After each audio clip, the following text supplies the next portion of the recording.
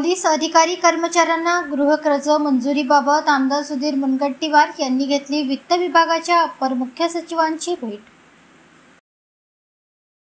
राज्यामध्ये कायदा व सुव्यवस्था अबाधित राखण्यासाठी रात्रंदिवस कार्यरत असलेल्या पोलीस बांधवांसाठी गृहकर्जाची समस्या गंभीर बनली आहे। राज्यातील सुमारे 5500 पोलीस कर्मचाऱ्यांचे गृहकर्ज ऑगस्ट 2023 पासून प्रलंबित आहे। अनेकांनी उसनवारी करून इमारत बांधकाम करणाऱ्या बिल्डरांना टोकन रक्कम दिली आहे। मात्र कर्ज मंजुरी विलंबित झाल्यामुळे ही रक्कम गमावण्याची वेळ पोलीस कर्मचाऱ्यांवर येत असून त्यामुळे ते आर्थिक व मानसिक तणावाखाली आले आहेत।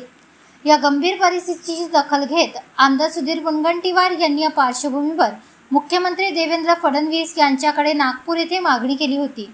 मुख्यमंत्र्यांनी त्वरित दखल घेत अप्पर मुख्य सचिवांना सदर विषयाची चौकशी करून तात्काळ कारवाईचे निर्देश दिले होते। या संदर्भात वित्त विभागाचे सचिव OP गुप्ता यांची मंत्रालय येथे भेट घेऊन चर्चा केली। या प्रसंगी आमदार सुधीर मुनगंटीवार यांनी गृहकर्जाशी संबंधित अडथळ्यांमुळे पोलीस बांधवांच्या घराचे स्वप्न अपूर्ण राहू नये यासाठी तातडीने निर्णय घेऊन योग्य तो दिलासा देण्याची विनंती केली।